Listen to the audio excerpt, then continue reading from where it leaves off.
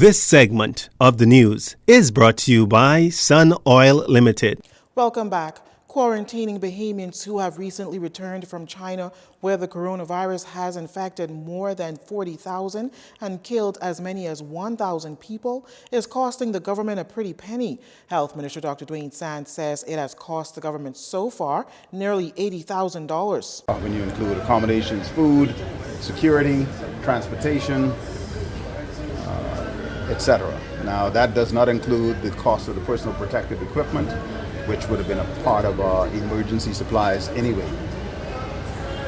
We expect that number to rise, but as of today, a back of the napkin or back of the envelope estimate around $80,000. Dr. Sand says the number of individuals under quarantine, which once stood at 15, has decreased, adding that there remains no suspected cases of the virus in the Bahamas since the outbreak.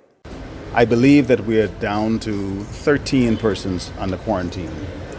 Different people start their quarantine at different times and they will end it at certain times. So thus far there remains no suspected or actual cases of novel coronavirus in the Commonwealth of the Bahamas as of today. We have had none. We pray that we don't get any.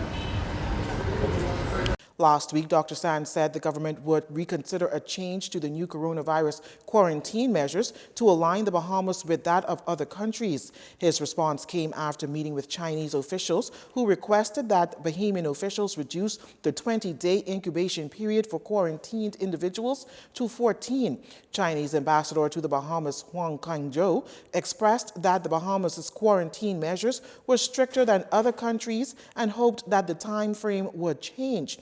The coronavirus has been classified and given the name COVID-19.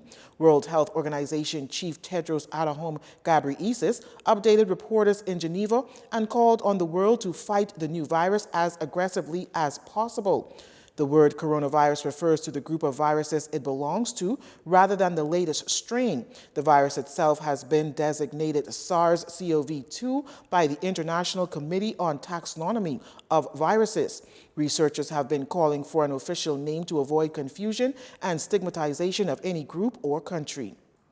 In crime news, police on the island of New Providence are seeking the public's assistance in locating and apprehending the suspects responsible for two separate armed robberies. In the first incident, shortly after 9 p.m. Monday, two men were standing next to a vehicle on Windsor Road off West Bay Street when they were approached by an armed male who robbed them of cash and a Suzuki Grand Viatra, license plate AF1387. In the second incident, shortly after 5 a.m. Tuesday, a male was in the area of a business establishment on Blue Hill Road off Meeting Street when he was approached by two males, one armed with a firearm, who robbed him of cash, a watch, and cell phone before making good their escape on foot. Police are now appealing to members of the public who may have any information that can assist with this and other investigations to contact the Central Detective Unit, Crime Stoppers, or the nearest police station. Investigations are ongoing. And Prime Minister Dr. Hubert Minnis will deliver his first national address for 2020 tonight. Dr. Minnis will use this time to update the country on the post-Dorian reconstruction program in Abaco and Grand Bahama. Just yesterday, the nation's chief launched the Small Homes Repair Program in Grand Bahama that will see the government assist with home repairs for Hurricane Dorian victims. Other major matters that will be covered in tonight's address include updates on social assistance, electricity service, home and school repairs, small business assistance, and debris removal program.